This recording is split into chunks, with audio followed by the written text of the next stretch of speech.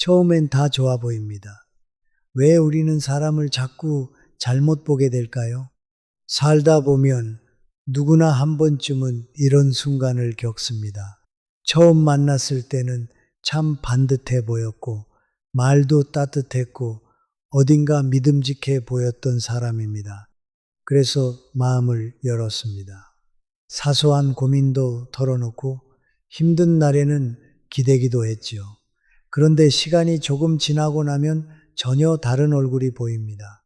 내 앞에서는 다정했지만 뒤에서는 다른 말을 하고 함께 할 것처럼 굴었지만 정작 내가 가장 지쳐 있을 때는 조용히 멀어집니다. 그제야 마음속에서 늦은 문장이 떠오릅니다. 내가 사람을 너무 늦게 알아본 걸까? 놀랍게도 많은 관계의 상처는 큰 사건에서 시작되지 않습니다. 아주 작은 어긋남에서 시작됩니다.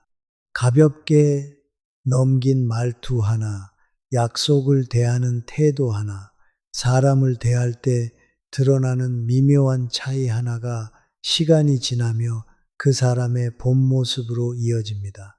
문제는 우리는 처음부터 본질을 보지 못한다는 데 있습니다. 친절한 말에 안심하고 반듯한 인상에 마음을 놓고 겉으로 드러나는 예의만 보고 사람 전체를 판단해 버립니다. 그러나 관계는 첫인상으로 유지되지 않습니다. 결국 반복되는 태도가 그 사람을 말해줍니다. 그래서 오늘 이 이야기는 누군가를 함부로 의심하자는 뜻이 아닙니다. 세상을 차갑게 보자는 말도 아닙니다. 오히려 그 반대입니다. 상처를 덜 받기 위해, 괜한 후회를 줄이기 위해 사람을 조금 더 천천히 그리고 깊게 보자는 제안입니다. 나이가 들수록 더 절실해지는 지혜가 있다면 사람을 빨리 믿는 기술보다 천천히 읽는 기준일지도 모릅니다. 우리는 흔히 좋은 사람인지 나쁜 사람인지를 단숨에 알고 싶어 합니다. 하지만 사람은 그렇게 간단히 나뉘지 않습니다. 대개는 선과 악의 문제가 아니라 어떤 상황에서 어떤 태도를 드러내는가의 문제에 가깝습니다. 평소에는 점잖아 보여도 이해관계가 걸리면 달라지는 사람이 있고 말수는 적어도 오래 지켜볼수록 믿음이 깊어지는 사람도 있습니다. 결국 중요한 것은 한순간의 인상이 아니라 사소한 선택이 쌓여 만드는 결입니다.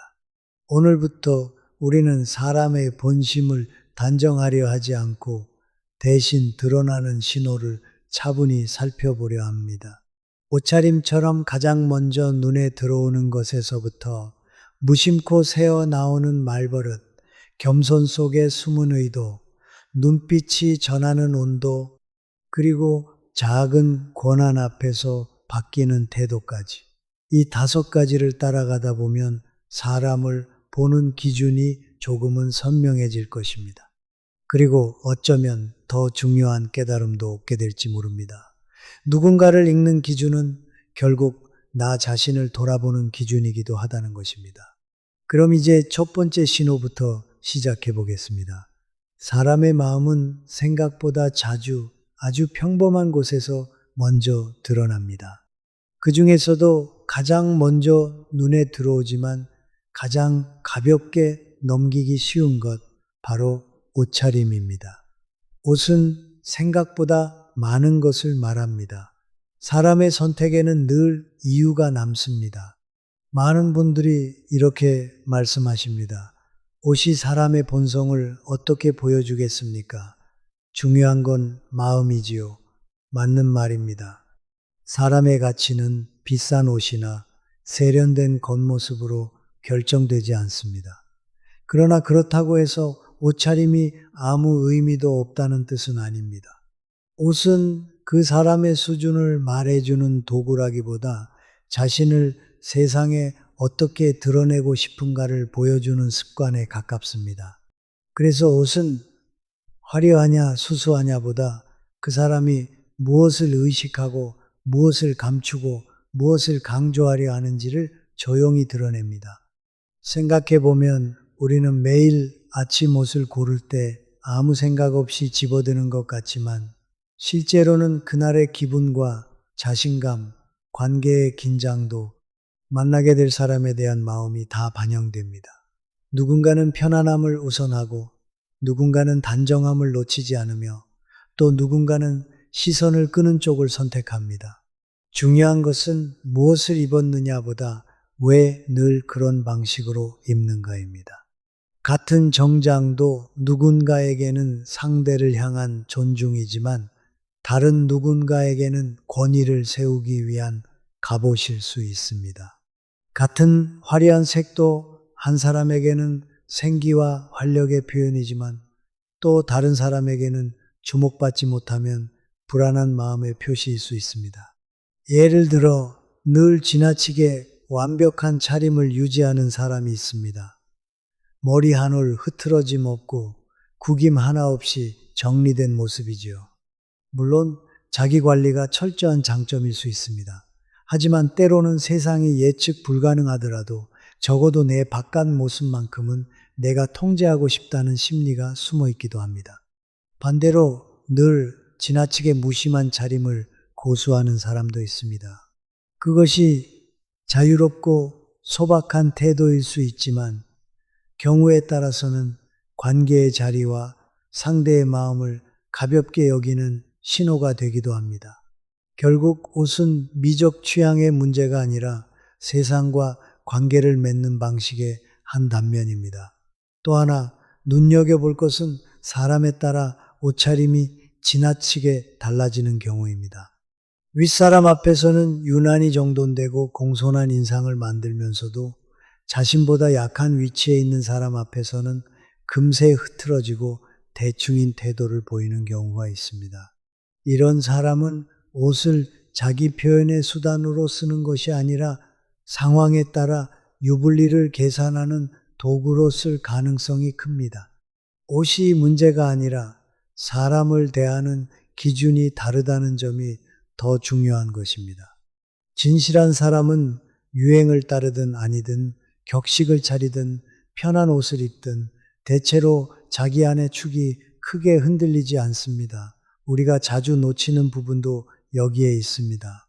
사람을 볼 때 옷이 세련되면 성숙하다고 여기고 수수하면 진실할 것이라 짐작해 버립니다. 그러나 겉모습의 방향과 내면의 깊이는 언제나 같지 않습니다. 오히려 살펴야 할 것은 일관성입니다. 이 사람은 남의 시선이 바뀔 때마다 자신도 급히 바뀌는가, 아니면 자기 기준 안에서 자연스럽게 표현하는가, 그 차이가 큽니다. 타인의 말 한마디에 스타일이 휙휙 바뀌는 사람은 종종 자기 확신보다 외부 평가에 더 크게 흔들립니다. 그런 사람은 관계에서도 자기 기준보다 분위기에 휩쓸릴 가능성이 큽니다. 결국 옷은 그 사람의 전부가 아닙니다. 하지만 그 사람의 마음이 가장 먼저 새어나오는 입구일 수는 있습니다. 그래서 누군가를 만날 때 이제는 멋있다, 수수하다 해서 멈추지 말고 한 걸음 더 들어가 보셨으면 합니다. 저 사람은 왜 늘 저런 방식으로 자신을 드러낼까? 무엇을 지키고 싶고, 무엇을 보여주고 싶고, 무엇을 감추고 싶을까?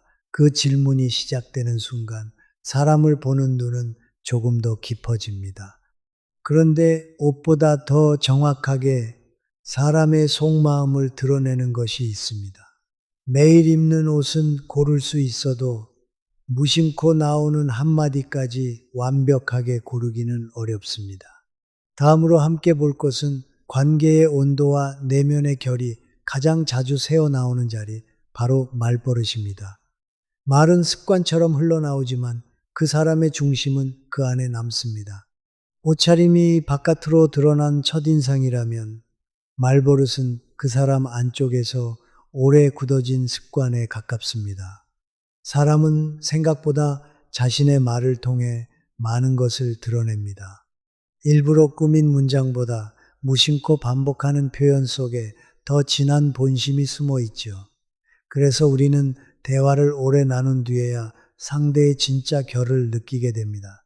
처음에는 다정하고 예의 있어 보였는데 몇 번 말을 주고받다 보면 묘하게 마음이 지치는 사람이 있습니다. 반대로 크게 인상적인 말을 하지 않아도 대화를 마치고 나면 괜히 편안하고 믿음이 남는 사람도 있습니다. 그 차이는 대부분 화려한 어휘가 아니라 습관처럼 쓰는 말의 방향에서 갈립니다. 가장 먼저 살펴볼 것은 대화의 중심을 어디에 두는가입니다. 어떤 사람은 어떤 이야기를 해도 결국 자기 쪽으로 끌고 갑니다. 상대가 기쁜 일을 이야기하면 더 큰 자기 경험을 꺼내고 상대가 힘든 일을 말하면 자신이 더 어려운 일을 겪었다고 덧붙입니다. 처음에는 경험이 많고 자신감 있는 사람처럼 보일 수 있습니다. 하지만 시간이 지나면 알게 됩니다. 이 사람은 내 이야기를 듣는 것이 아니라 내 말을 발판 삼아 자기 존재를 더 크게 만들고 싶어 하는구나 하는 점입니다. 진짜 여유가 있는 사람은 자기 경험이 있어도 서둘러 앞세우지 않습니다. 먼저 듣고 상대의 감정을 받아주고 꼭 필요할 때만 자신의 말을 조심스럽게 꺼냅니다. 또 하나 조심해서 봐야 할 것은 말을 끊는 습관입니다. 대화는 주고받는 흐름인데 어떤 사람은 그 흐름을 기다리지 못합니다. 상대가 아직 생각을 정리하는 중인데도 그건 아니고요. 제가 보기엔 말이죠. 잠깐만요. 그건 이렇게 봐야 합니다. 하며 끼어듭니다. 이런 태도는 단순히 성격이 급해서만은 아닐 때가 많습니다. 마음속 깊은 곳에서 내 해석이 더 중요하다. 내가 이 대화를 주도해야 한다는 심리가 자리하고 있을 가능성이 큽니다. 누군가의 말을 끝까지 듣는다는 것은 생각보다 큰 존중입니다. 그래서 말을 자주 끊는 사람 곁에서는 이상하게 내 생각이 작아지고 충분히 설명할 기회를 빼앗긴 느낌이 들곤 합니다. 말버릇은 감정을 다루는 방식도 보여줍니다. 사소한 일에도 늘 비꼬는 표현을 쓰는 사람이 있습니다. 직접적으로 화를 내지는 않지만 말끝마다 사람을 작게 만드는 가시가 숨어 있지요. 그 정도도 모르셨어요? 원래 그런 실수 자주 하시나 봐요. 참 대단하시네요. 같은 표현은 겉으로는 농담 같아도 관계를 서서히 지치게 만듭니다. 이런 사람은 대개 갈등을 정면으로 마주하기보다 말의 온도를 낮추는 대신 상대의 자존감을 조금씩 깎는 방식으로 우위를 확보하려 합니다. 반대로 성숙한 사람은 불편한 상황에서도 말에 불필요한 조롱을 섞지 않습니다. 단호할 수는 있어도 사람을 깎아내리지는 않습니다. 그리고 우리는 꼭 기억해야 합니다. 말이 많다고 나쁜 것도 아니고 말이 적다고 좋은 것도 아닙니다. 중요한 것은 그 말이 누구를 살리고 누구를 누르는가입니다. 같은 충고도 상대를 세워주는 방식으로 할 수 있고 같은 사실도 사람을 부끄럽게 만들며 말할 수 있습니다. 그래서 누군가를 알아갈 때는 그 사람이 얼마나 논리적인가 보다 감정이 흔들릴 때 어떤 말이 튀어나오는지를 보아야 합니다. 피곤할 때, 화가 날 때, 자기 뜻대로 되지 않을 때 나오는 말이 그 사람의 평소 인격을 가장 솔직하게 보여주는 경우가 많기 때문입니다. 관계가 깊어질수록 화려한 말보다 반복되는 말이 더 선명해집니다. 늘 남 탓으로 끝나는 사람, 자기 공은 크게 말하고 남의 수고는 가볍게 넘기는 사람, 칭찬을 해도 이상하게 상대가 편하지 않은 사람, 이런 작은 신호들이 모여 결국 한 사람의 내면을 드러냅니다. 그러니 앞으로는 누군가의 말솜씨보다 말의 습관을 보셨으면 합니다. 이 사람의 말은 나를 편안하게 하는가, 긴장하게 하는가, 내 마음을 넓혀주는가, 자꾸 위축시키는가, 그 질문만으로도 많은 것이 보이기 시작합니다. 그런데 여기서 더 조심해야 할 부분이 하나 있습니다. 겉으로는 아주 공손하고 낮은 자세를 취하는데 이상하게 듣고 나면 어딘가 인위적이고 불편한 사람이 있습니다. 스스로를 낮추는 말처럼 들리지만 자세히 보면 그 안에 인정받고 싶은 욕망이 길게 드리워져 있지요. 다음에서는 많은 분들이 미덕이라고만 생각하는 한 가지 태도, 그러나 때로는 가장 교묘하게 사람을 속이기도 하는 겸손에 대해 이야기해 보겠습니다. 겸손한 사람과 겸손해 보이고 싶은 사람은 다릅니다. 낮추는 말보다 중요한 것은 태도입니다. 우리는 보통 겸손을 좋은 성품의 증거로 여깁니다. 자신을 과하게 드러내지 않고 공을 혼자 차지하지 않으며 앞에 나설 수 있어도 한 걸음 물러서는 사람에게 자연스러운 신뢰를 느끼지요. 실제로도 그렇습니다. 겸손은 관계를 부드럽게 만들고 사람 사이에 불필요한 긴장을 줄여줍니다. 그런데 여기서 한 가지 조심해야 할 점이 있습니다. 세상에는 분명 조용한 겸손이 있는가 하면 겉보기만 겸손한 연출된 겸손도 존재한다는 사실입니다. 말은 낮은데 마음은 높고 표정은 조심스러운데 속으로는 칭찬을 기다리는 경우가 적지 않습니다. 이런 사람은 대개 자신을 낮추는 표현을 자주 사용합니다. 저는 아직 멀었습니다. 별것도 아닌데요. 운이 좋았을 뿐입니다. 같은 말이지요. 물론 이런 말 자체가 문제가 되는 것은 아닙니다. 진짜 겸손한 사람도 그런 표현을 쓸 수 있습니다. 중요한 것은 그 말이 어디에서 시작되었는가입니다. 자신을 정확히 알고 있기 때문에 자연스럽게 나오는 말인지 아니면 상대의 칭찬을 한 번 더 끌어내기 위한 언어인지에 따라 분위기가 완전히 달라집니다. 진짜 겸손은 짧고 편안합니다. 반면 보여주기 위한 겸손은 대개 설명이 길고 이상하게 듣는 사람이 반응을 해줘야 끝이 납니다. 예를 들어 이런 경우가 있습니다. 누군가가 성과를 인정해주면 담담히 고맙습니다. 도움을 많이 받았습니다. 라고 말하는 사람이 있습니다. 이런 사람 곁에서는 말이 더 길어지지 않아도 됩니다. 인정도 자연스럽고 공을 나누는 태도도 편안합니다. 그런데 또 다른 사람은 아닙니다. 저는 정말 아무것도 아닙니다. 제가 한 게 뭐 있겠어요. 아직도 부족한 게 너무 많습니다. 하고 한참을 부정합니다. 겉으로만 보면 매우 겸손해 보이지만 듣는 사람은 어느 순간 눈치를 보게 됩니다. 내가 더 칭찬해 줘야 하나 하는 부담이 생기죠. 이때 이미 겸손은 미덕이 아니라 관계를 조종하는 분위기가 되기 시작합니다. 사람들이 이런 함정에 빠지는 이유는 의외로 단순합니다. 자신감이 충분하지 않을수록 스스로를 직접 드러내기 어렵기 때문입니다. 그래서 대놓고 자랑하는 대신 자신을 낮추는 말 속에 인정받고 싶은 마음을 숨깁니다. 겉으로는 뒤로 물러나는 듯하지만 실제로는 관심의 중심에 머물고 싶은 것이지요. 그래서 이런 사람은 칭찬을 부정하면서도 정작 아무 반응이 없으면 서운해합니다. 자신을 낮추는 말을 했는데도 상대가 그 마음을 읽어주지 않으면 괜히 표정이 굳거나 분위기가 달라집니다. 이 지점에서 우리는 알 수 있습니다. 이 사람의 겸손은 성숙한 절제가 아니라 아직 해소되지 않은 인정 욕구와 더 가까울 수 있다는 것을요. 반대로 진짜 겸손은 의외로 선명합니다. 자신을 축소하지도 않고 과장하지도 않습니다. 있는 그대로 받아들입니다. 잘한 일은 조용히 인정하고 부족한 점도 변명 없이 돌아봅니다. 그리고 무엇보다 중요한 것은 상대를 더 편하게 만든다는 점입니다. 진짜 겸손한 사람 옆에 있으면 내가 작아지지 않습니다. 오히려 내 말도 존중받고 내 자리도 자연스럽게 확보됩니다. 하지만 가짜 겸손은 이상하게 주변 사람을 긴장시킵니다.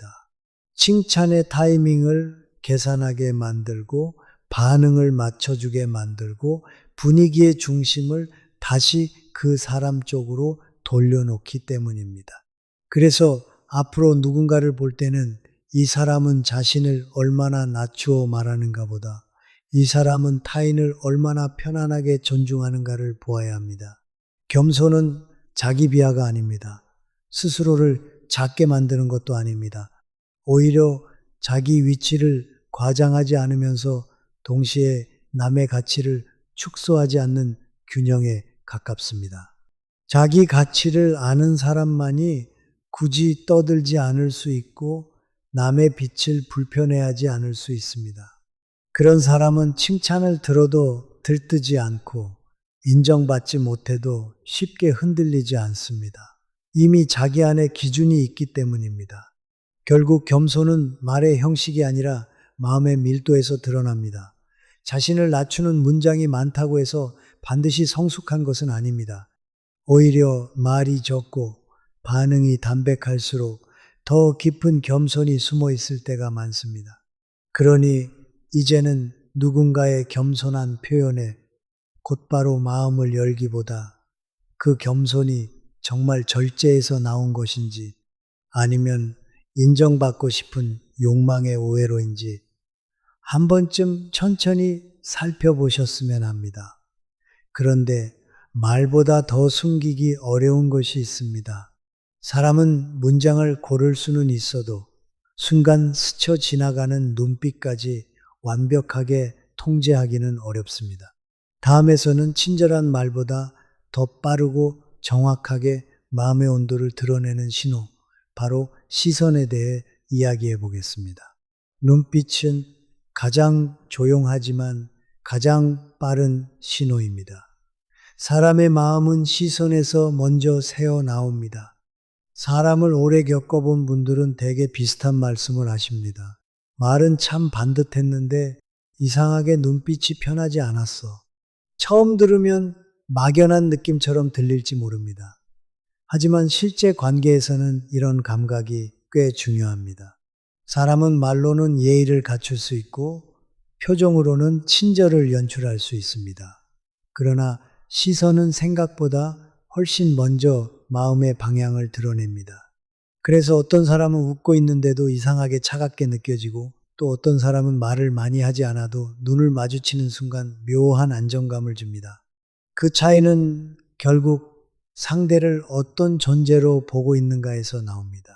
눈빛을 본다는 것은 단순히 눈을 똑바로 마주치느냐 아니냐를 따지는 일이 아닙니다. 더 중요한 것은 시선에 담긴 온도와 목적입니다.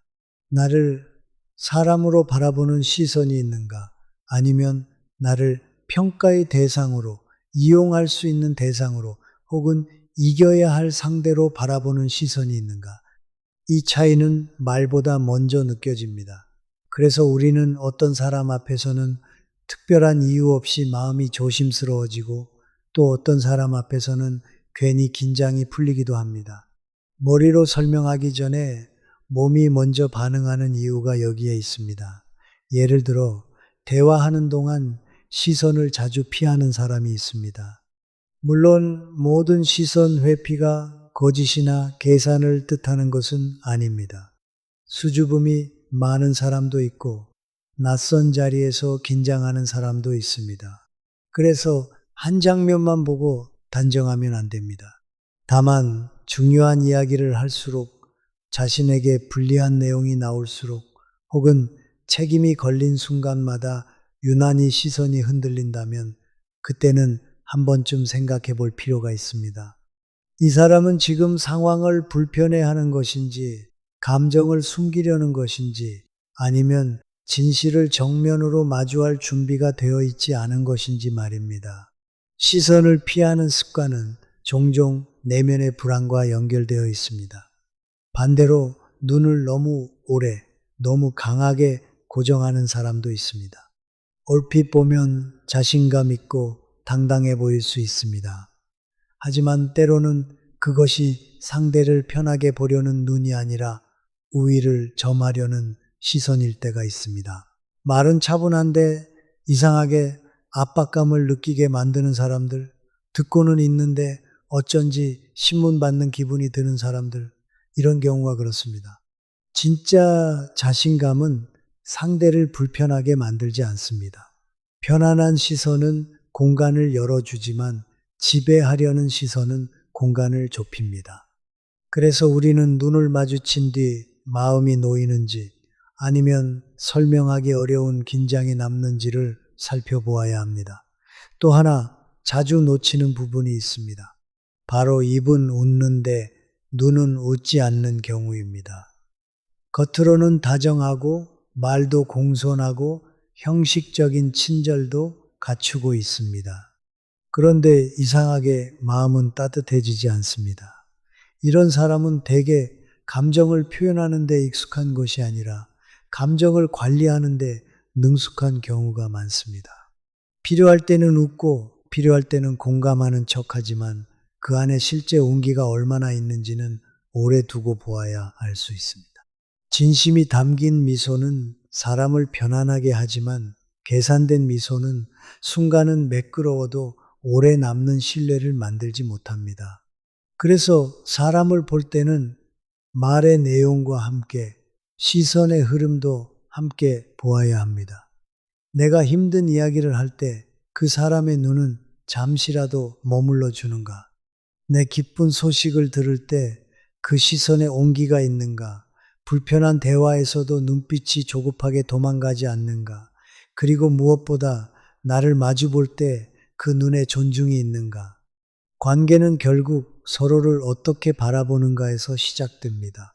말로는 좋은 뜻을 전해도 시선이 이미 상대를 가볍게 여기고 있다면 그 관계는 오래 가기 어렵습니다.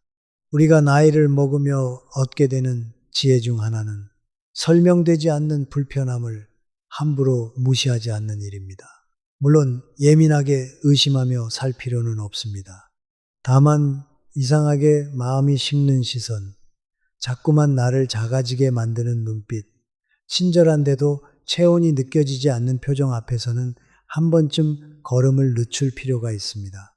사람의 눈은 그 사람이 감추고 싶은 마음까지 완벽히 숨기지 못합니다. 그래서 시선은 가장 조용하지만 때로는 가장 빠른 경고가 되기도 합니다. 그런데 사람의 본 모습이 가장 선명하게 드러나는 순간은 따로 있습니다. 평온한 일상이나 좋은 말 속에서가 아니라 작은 힘이 손에 들어왔을 때입니다. 다음에서는 많은 관계가 결정적으로 갈리는 지점, 바로 권한과 영향력을 가졌을 때 드러나는 태도에 대해 이야기해 보겠습니다. 사람은 힘이 없을 때보다 힘이 생겼을 때 더 정확히 드러납니다. 작은 권한이 본성을 비춥니다. 사람을 볼 때 많은 분들이 평소의 친절함만으로 판단하곤 합니다. 늘 웃으며 인사하고 말투도 부드럽고 특별히 모난 행동도 없으면 좋은 사람이라 여기게 되지요. 물론 그런 인상은 중요합니다. 하지만 관계를 오래 겪어본 분들은 압니다. 사람의 성품은 평온한 상황에서보다 조금이라도 힘을 쥐었을 때 더 분명하게 보인다는 사실을 말입니다. 권력이라고 해서 거창한 자리만 뜻하는 것은 아닙니다. 직장에서 작은 결정권 하나, 모임에서 분위기를 주도할 위치 하나, 돈을 조금 더 가진 상태, 혹은 누군가를 평가할 수 있는 권한 정도만 있어도 사람은 달라질 수 있습니다. 이때 드러나는 변화는 아주 사소한 곳에서 시작됩니다. 예전에는 부탁하듯 말하던 사람이 어느 순간 지시하듯 말하기 시작하고 늘 함께 의견을 나누던 사람이 자기 판단을 먼저 정답처럼 내세우기 시작합니다. 작은 권한이 생겼을 뿐인데 사람을 대하는 눈높이가 달라지는 것이지요. 처음에는 피곤해서 그런가, 바빠서 그런가 하고 넘기게 됩니다. 하지만 비슷한 장면이 반복되면 알게 됩니다. 저 사람은 원래 착한 사람이었다기보다 힘이 없을 때는 부드럽게 행동할 수밖에 없었던 것일지도 모른다는 사실을요. 본성은 억눌릴 수는 있어도 사라지지는 않습니다. 힘이 생기면 결국 어딘가에서 고개를 듭니다. 직장에서도 이런 장면을 자주 봅니다. 함께 고생할 때는 누구보다 인간적이던 사람이 직책 하나 올라간 뒤 갑자기 목소리의 온도가 달라지는 경우가 있습니다. 전에는 괜찮으시면 부탁드립니다 라고 하던 사람이 어느 날부터 그건 오늘 안으로 정리해 주세요 라는 말만 남깁니다. 표현 하나만 놓고 보면 별것 아닐 수 있습니다. 그러나 문제는 문장보다 그 안의 태도입니다.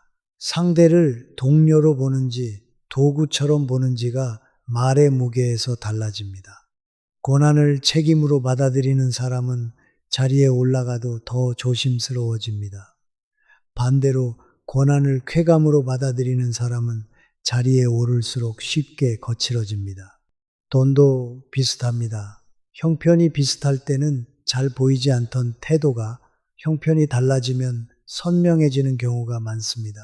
함께 어려웠을 때는 서로를 이해하던 사람이 여유가 생긴 뒤부터 은근히 선을 긋기 시작할 때가 있습니다. 예전에는 공감해주던 이야기에도 그건 네가 아직 상황을 몰라서 그래 라며 거리를 두고 도움보다는 평가가 먼저 섞이기 시작하죠. 돈이 사람을 완전히 바꾼다고 말하기는 어렵습니다.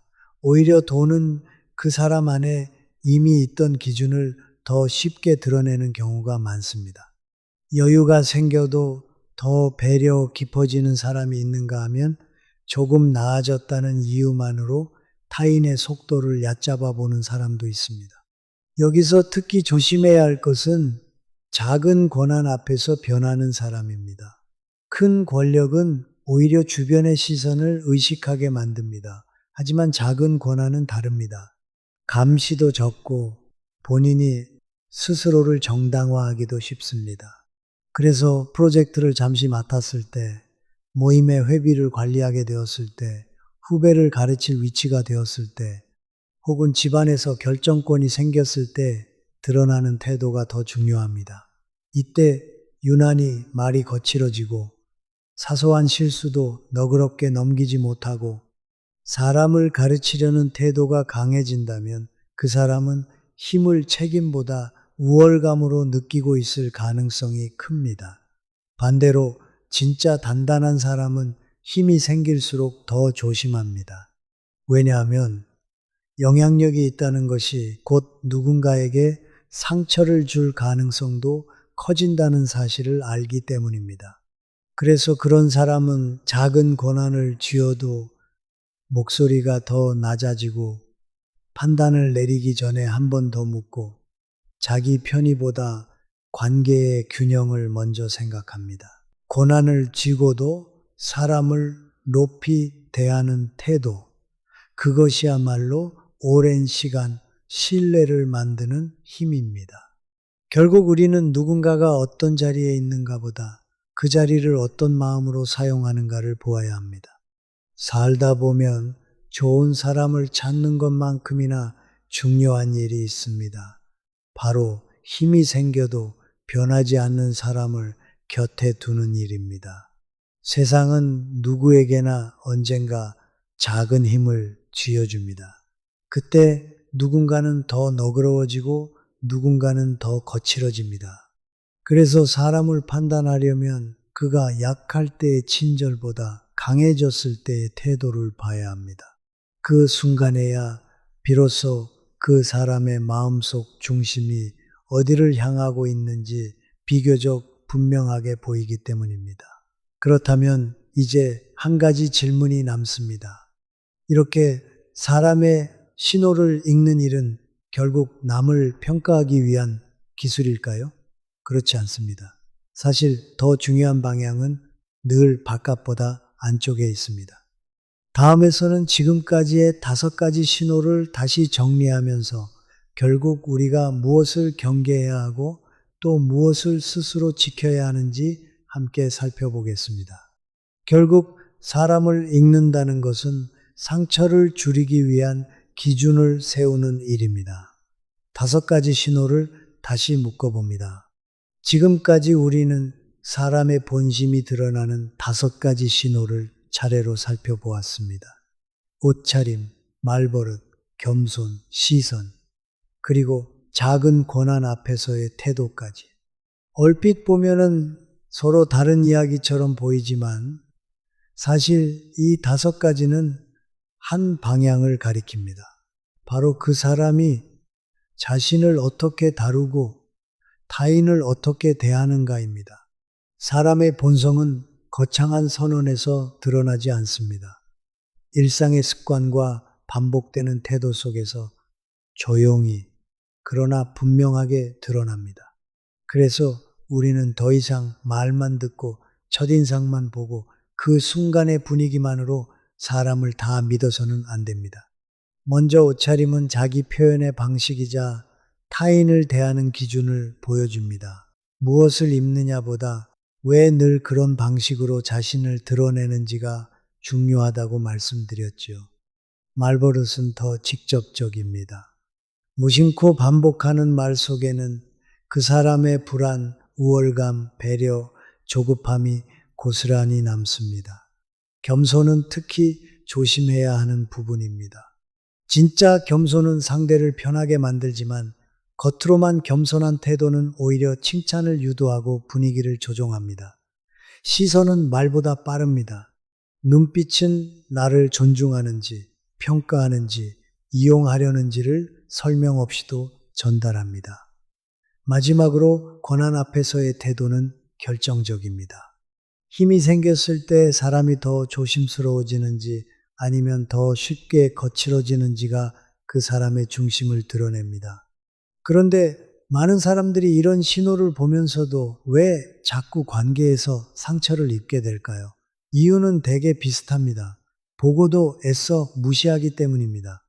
처음에는 별것 아닌 것처럼 여깁니다. 원래 좀 급한 사람인가 보다, 그날 기분이 안 좋았나 보다, 말은 저래도 속은 괜찮겠지, 나한테만 예민했던 걸까 하며 스스로를 설득합니다. 물론 사람은 누구나 실수합니다. 한두 번의 어긋남만으로 단정할 수는 없습니다. 하지만 문제는 반복되는 신호입니다. 같은 장면이 여러 번 이어지는데도 계속 예외로 해석한다면 결국 상처는 더 깊어질 수밖에 없습니다. 사람을 믿는 것은 선한 일이지만 반복되는 경고를 외면하는 것은 지혜라고 보기 어렵습니다. 예를 들어 누군가가 내 말을 자주 끊고 약속을 가볍게 여기고 내가 없는 자리에서 사람을 쉽게 평가한다면 그건 단순한 성격 문제가 아닐 수 있습니다. 관계를 대하는 기본 태도가 이미 드러난 것일 수 있습니다. 또 누군가가 윗사람 앞에서는 지나치게 반듯하고 아랫사람 앞에서는 무심하고 칭찬을 사양하는 듯 하면서도 계속 반응을 기다리고 힘이 생기면 말투부터 달라진다면 그 역시 가볍게 넘길 신호가 아닙니다. 우리는 이런 장면을 볼 때 누군가를 함부로 비난하려는 것이 아니라 내 마음과 시간을 어디에 둘 것인가를 결정하는 기준으로 삼아야 합니다. 모든 사람을 가까이 둘 필요는 없습니다.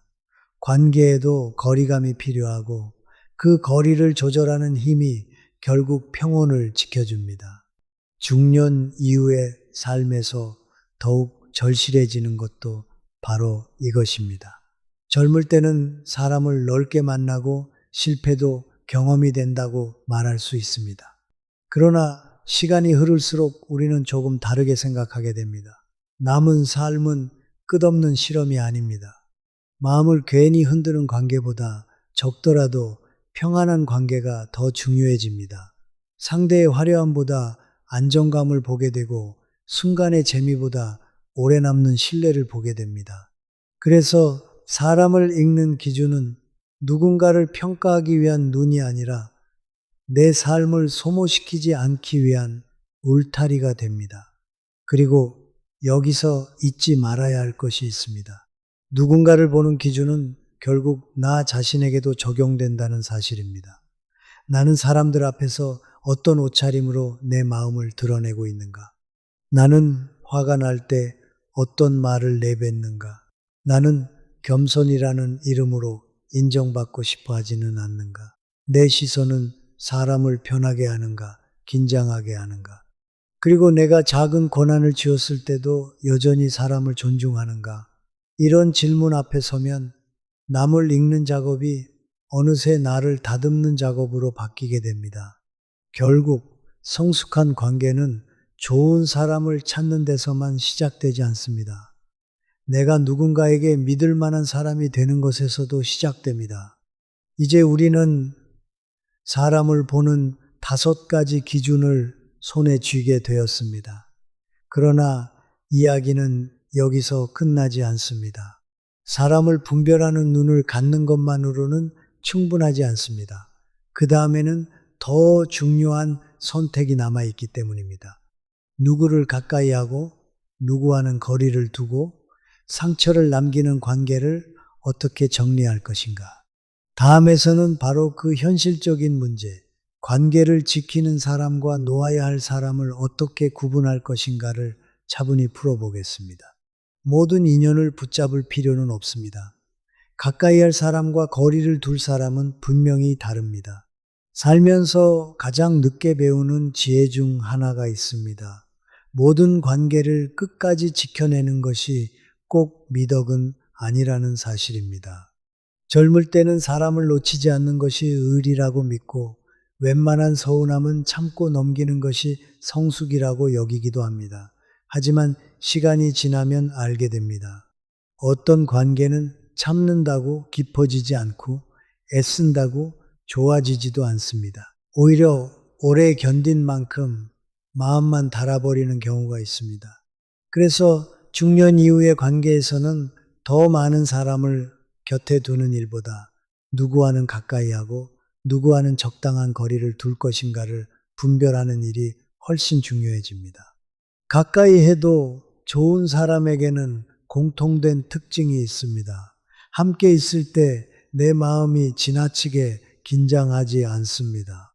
말을 고를 때도 지나치게 조심하지 않아도 되고 내 기쁜 소식을 전할 때 괜히 눈치를 보지 않아도 됩니다. 힘든 이야기를 할 때는 조언보다 먼저 마음을 받아주고 내 실수를 보았을 때도 곧바로 나를 평가하기보다 맥락을 보려 합니다. 이런 사람은 늘 완벽해서가 아니라 관계를 경쟁이 아니라 함께 견디는 자리로 생각합니다.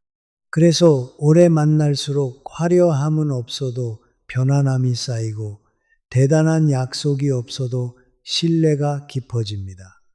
반대로 거리를 두어야 하는 사람도 분명히 있습니다. 만날 때마다 기운이 빠지고 대화를 마치고 나면은 이상하게 내가 초라해지는 사람입니다. 내 말은 자주 가볍게 넘기면서 자기 이야기에는 긴 집중을 요구하고 내 성취는 축소하면서 내 부족함은 오래 기억하는 사람이지요. 또 평소에는 다정한데 이해관계가 생기면 태도가 달라지고 필요할 때만 가까워졌다가 상황이 바뀌면 미련 없이 멀어지는 사람도 있습니다. 이런 관계는 겉으로 보기에는 끊어낼 이유가 명확하지 않아 더 오래 끌게 됩니다. 그러나 그 모호함 때문에 더 지치게 됩니다. 상처는 큰 배신보다 작고 반복되는 무시에서 더 깊어질 때가 많기 때문입니다. 많은 분들이 이쯤에서 망설입니다. 그래도 저 사람이 나쁜 뜻은 아닐 거예요. 원래 성격이 그런가 보죠. 오래 본 사이라 쉽게 정리하기도 어렵습니다. 맞는 말씀입니다. 관계는 계산처럼 끊고 맺을 수 없습니다. 하지만 여기서 중요한 것은 상대를 나쁘다고 판정하는 일이 아닙니다. 다만 이 관계가 내 삶에 어떤 영향을 주고 있는지 솔직하게 인정하는 일입니다. 어떤 사람은 악의가 없더라도 계속 내 마음을 소모시킬 수 있습니다.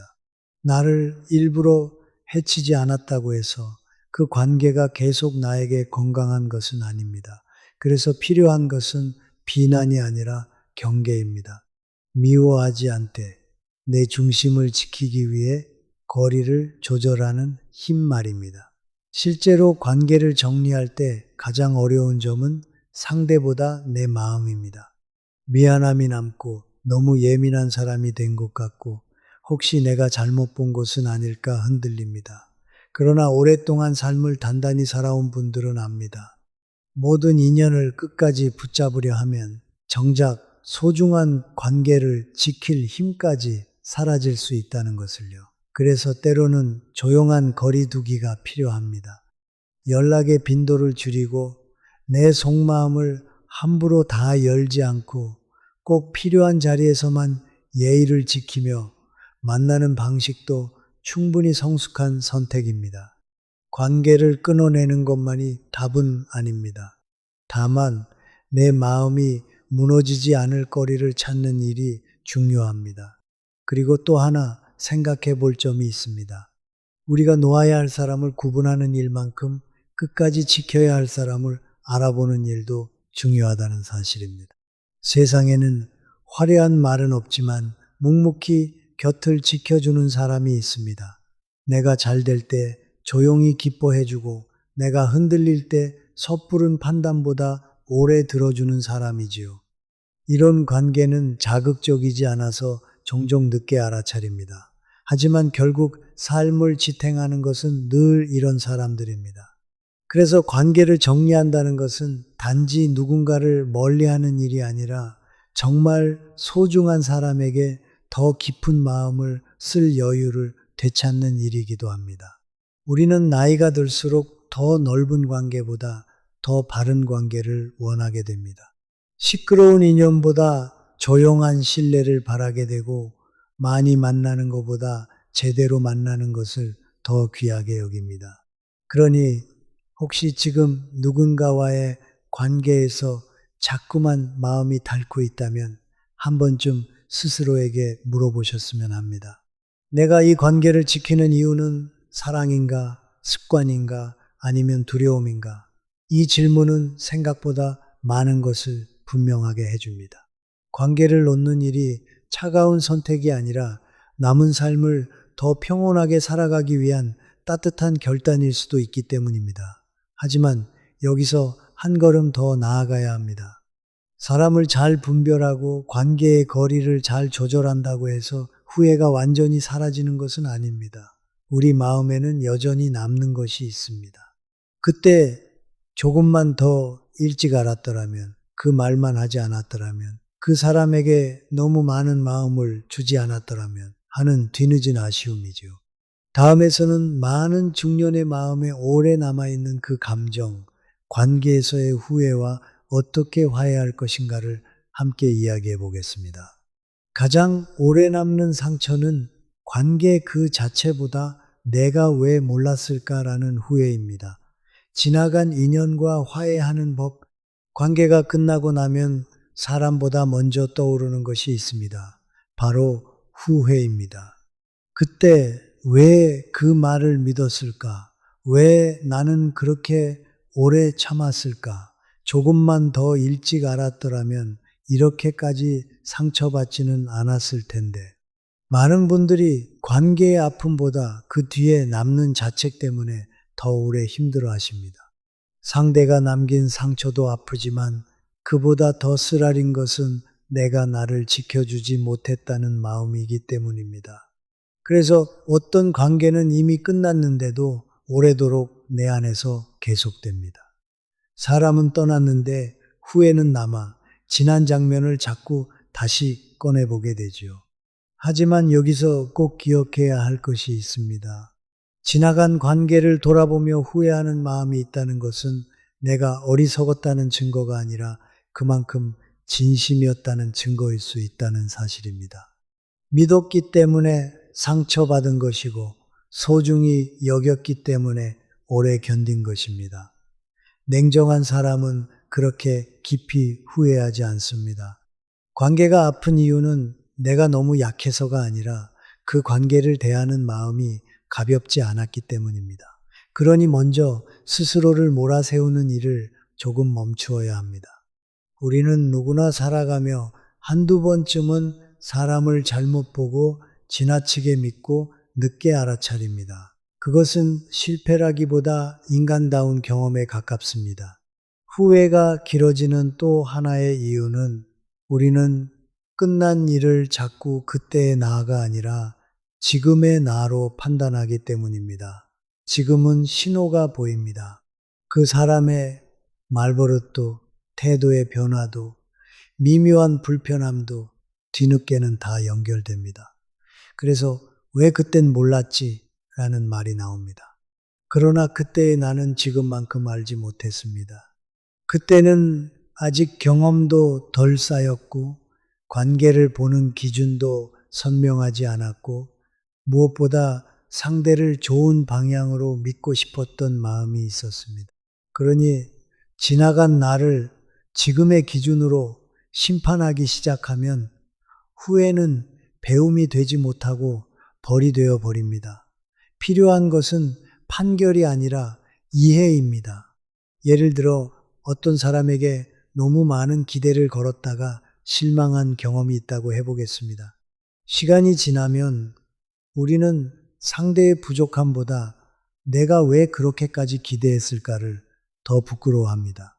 그러나 그 기대는 분별이 부족해서만 생긴 것이 아닐 수 있습니다. 외로웠기 때문일 수도 있고 누군가를 믿고 싶은 시기였기 때문일 수도 있고 내 마음이 그만큼 지쳐 있었기 때문일 수도 있습니다.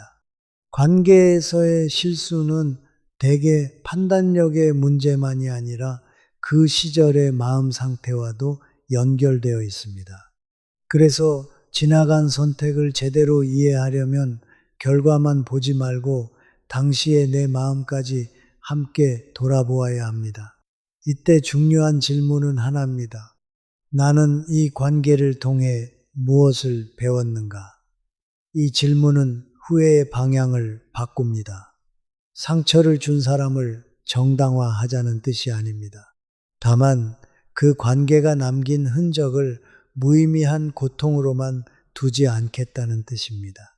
어떤 사람은 그 경험을 통해 처음으로 경계의 중요성을 배우고 어떤 사람은 친절과 진심이 다르다는 사실을 깨닫고 또 어떤 사람은 자기 마음을 너무 빨리 열지 않는 법을 익힙니다. 그러니 후회는 없애야 할 감정이 아니라 잘 정리하면 다음 관계를 지켜주는 기준이 될 수 있습니다. 아픔을 통과한 사람에게만 생기는 눈이 있기 때문입니다. 물론 그렇다고 쉽게 괜찮아지지는 않습니다. 어떤 기억은 오래 남고 어떤 말은 시간이 지나도 자꾸 떠오릅니다. 그래서 지나간 관계와 화해한다는 것은 있는 일이 아니라 더 이상 그 기억에 끌려다니지 않게 되는 일에 가깝습니다. 그 일은 내 인생의 한 장면이었지만 내 인생 전체는 아니다. 이렇게 말할 수 있게 되는 순간이 조금씩 와야 합니다. 그때 비로소 우리는 과거를 부정하지 않으면서도 거기에 붙잡히지 않을 수 있습니다. 후회가 완전히 사라지지 않아도 괜찮습니다. 다만 그 후회가 앞으로의 나를 무너뜨리지 않고 오히려 더 단단하게 만들면 됩니다. 그래서 혹시 지금도 어떤 인연을 떠올릴 때 마음 한쪽이 저릿하다면 자신에게 이렇게 말씀해 보셨으면 합니다. 나는 그때 최선을 다해 믿었고 그 믿음 속에서 배울 것을 배웠다. 이제는 그 경험을 들고 더 평온한 쪽으로 걸어가면 된다. 이 문장은 생각보다 큰 위로가 됩니다. 과거를 지우지 않으면서도 현재를 회복하게 해주기 때문입니다. 후회 없는 삶은 실수 없는 삶이 아니라 실수와 상처를 통과한 뒤에도 스스로를 다시 데리고 일어서는 삶에 더 가깝습니다. 그렇다면 이제 남는 질문은 이것입니다. 사람을 보는 기준도 생겼고 놓아야 할 관계도 조금은 알게 되었고 후회와 화해하는 방향도 잡혔습니다. 그렇다면 앞으로 우리는 어떤 태도로 살아야 할까요? 누군가를 계속 의심하며 살아야 할까요? 아니면 다시 쉽게 믿어도 될까요? 다음에서는 그 사이에서 균형을 잡는 방법, 즉 상처받지 않기 위해 마음을 닫는 대신 어떻게 단단하게 열어둘 것인가를 함께 정리해 보겠습니다. 사람을 경계하되 마음까지 닫을 필요는 없습니다. 상처받지 않는 사람보다 단단한 사람이 되어야 합니다. 관계를 통해 여러 번 상처를 겪고 나면 마음속에 이런 결심이 생기곤 합니다. 이제는 누구도 쉽게 믿지 않겠다. 얼핏 보면 아주 현명한 다짐처럼 들립니다. 실제로 무턱대고 마음을 열다가 반복해서 다치는 것보다는 훨씬 나아 보이기도 하지요. 그러나 시간이 지나면 또 다른 문제가 생깁니다. 사람에게서 상처를 받지 않기 위해 문을 닫아버리면 함께 웃을 수 있는 기회와 진심 어린 위로까지 밖에 세워두게 된다는 점입니다. 그래서 중년 이후의 관계에서 중요한 것은 아예 다치는 일이 아니라 선은 분명히 하되 마음은 지나치게 굳지 않게 지키는 일입니다. 사실 완전히 상처받지 않는 삶은 없습니다. 누군가를 믿으면 기대가 생기고 기대가 생기면 실망도 따라옵니다.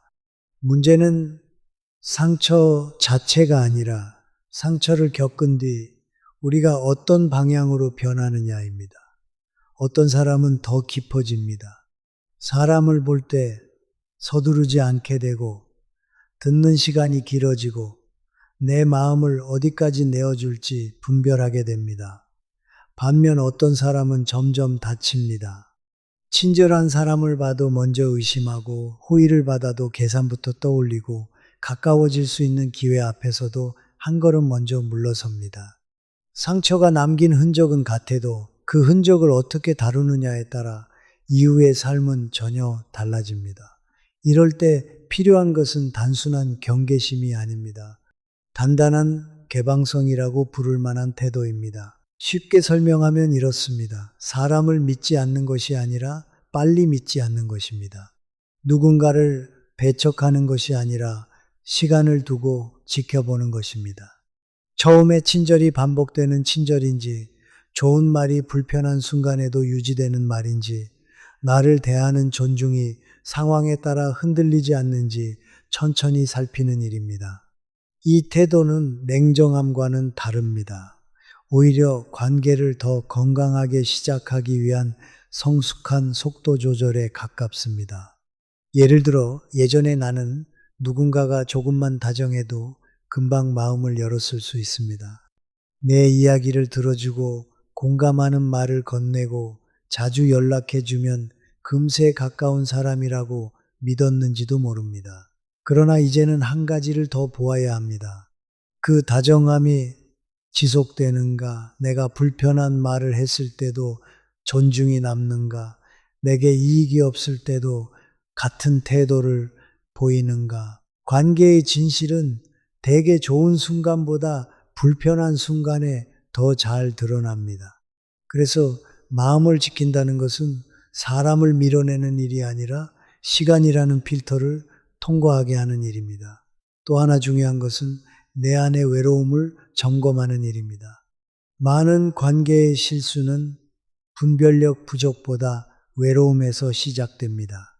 누군가가 나를 알아봐 주는 것 같고 내 이야기를 들어주는 것 같고 드디어 내 편이 생긴 것 같으면 우리는 신호를 놓치기 쉽습니다.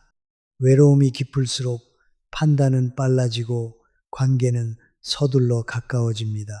그래서 단단한 사람이 된다는 것은 사람을 잘 읽는 기술만 익히는 것이 아니라 외로울 때일수록 결정을 천천히 하는 습관을 들이는 것이기도 합니다.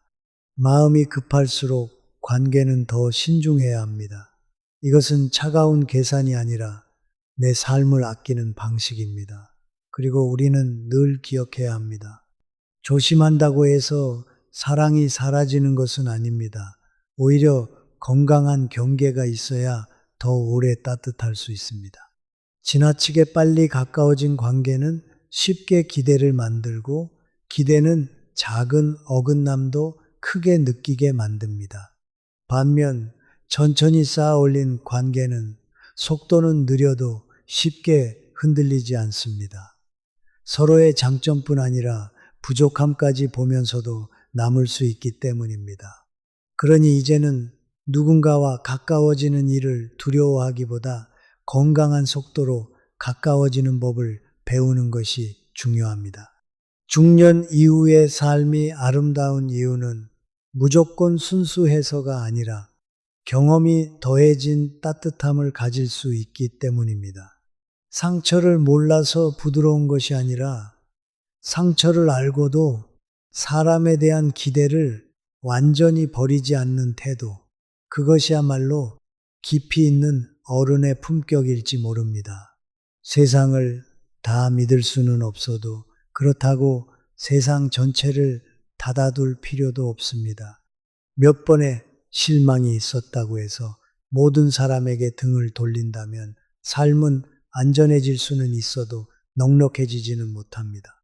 그래서 앞으로의 관계에서는 이렇게 기억하셨으면 합니다. 빨리 마음을 열지 말 것, 그러나 좋은 사람 앞에서 너무 늦게까지 닫혀 있지도 말 것. 경계는 차갑기 위한 것이 아니라 진심이 오래 머물 수 있는 자리를 만들기 위한 것이라는 사실을 말입니다. 사람을 분별하는 눈과 사람을 받아들이는 마음이 함께 자랄 때 우리는 비로소 상처에 끌려다니지 않고도 관계를 살아갈 수 있게 됩니다. 상처받지 않는 사람이 되는 것보다 상처를 겪고도 삶의 온도를 잃지 않는 사람이 되는 것이 더 중요합니다. 이제 마지막으로 남은 이야기가 있습니다. 결국 좋은 사람을 만나고 평온한 관계를 지키는 일은 밖에서 누구를 고르느냐의 문제만은 아닙니다. 내 안의 말투, 태도, 시간의 쓰임, 그리고 타인을 대하는 품격까지 함께 돌아보아야 합니다. 다음에서는 이 모든 이야기를 한데 모아 어떤 어른으로 나이 들어갈 것인가 라는 질문으로 차분히 마무리해 보겠습니다. 결국 우리는 어떤 사람을 만날 것인가 보다 어떤 사람으로 남을 것인가를 더 오래 고민해야 합니다. 조용히 품격 있는 어른이 되는 길, 지금까지의 이야기를 따라오시며 아마 많은 분들이 마음속으로 누군가를 떠올리셨을 것입니다. 나를 아프게 했던 사람, 끝내 이해되지 않았던 사람, 겉과 속이 달랐던 사람, 혹은 아주 조용히 곁을 지켜주었던 사람까지 말입니다. 사람을 분별하는 기준을 배운다는 것은 분명 중요합니다. 그러나 이 모든 이야기가 마지막에 닿아야 할 자리는 결국 하나입니다. 나는 앞으로 어떤 사람으로 살아갈 것인가? 좋은 사람을 알아보는 눈도 필요하지만 더 오래 남는 것은 내가 누군가에게 어떤 인상과 어떤 온도로 기억되는가 하는 문제이기 때문입니다. 우리는 종종 관계의 상처를 말할 때 누가 나를 힘들게 했는지에만 시선을 둡니다. 물론 그것도 필요합니다. 그래야 같은 상처를 반복하지 않을 수 있으니까요. 하지만 그 자리에만 오래 머물러 있으면 마음은 점점 바깥에 끌려다니게 됩니다. 누군가의 말, 누군가의 태도, 누군가의 평가가 내 삶의 방향을 흔들기 시작하지요. 그래서 어느 시점부터는 질문의 방향을 조금 바꾸어야 합니다. 저 사람은 왜 그랬을까 보다 나는 어떤 태도를 지켜야 흔들리지 않을까를 묻는 편이 더 깊은 평안을 가져다 줍니다. 사람을 보는 눈이 결국 나를 지키는 기준이 되어야 한다는 뜻입니다. 그 기준은 거창하지 않습니다. 먼저 내 말이 누군가를 가볍게 대하지 않는지 돌아보아야 합니다. 우리는 상처받은 경험이 많을수록 방어적인 말을 쉽게 익히게 됩니다. 단호함이 필요할 때도 있지만 차갑게 선을 긋는 것이 곧 성숙은 아닙니다. 오히려 단정하고 분명한 말로도 충분히 자기 마음을 지킬 수 있습니다. 또 나의 시선이 타인을 평가하는 습관으로 굳어지지 않도록 살펴야 합니다. 사람을 분별하는 눈과 사람을 쉽게 재단하는 태도는 전혀 다르기 때문입니다. 깊이 있는 어른은 단번에 판단하지 않고 오래 보되 함부로 기대하지 않으며 믿을 때는 신중하게 믿습니다. 그리고 나이가 들수록 더 중요해지는 것이 있습니다. 바로 힘이 생길수록 더 부드러워지는 태도입니다. 우리는 모두 언젠가 누군가에게 영향을 주는 자리에 서게 됩니다. 가정에서, 일터에서, 모임에서, 후배나 자녀를 대하는 자리에서 말이죠. 그때 목소리가 커지는 사람보다 더 조용해지는 사람이 깊은 신뢰를 얻습니다. 가진 것이 많아질수록 더 겸손해지고 경험이 쌓일수록 더 쉽게 단정하지 않고 누군가를 가르치기보다 먼저 이해하려는 사람. 그런 사람 곁에는 이유 없이 사람이 모입니다. 왜냐하면 사람들은 결국 화려한 사람보다 편안한 사람, 많이 아는 사람보다 함부로 굴지 않는 사람을 오래 기억하기 때문입니다. 또 한 가지 잊지 말아야 할 것은 품격은 겉으로 드러내는 장식이 아니라 반복되는 생활의 태도라는 점입니다.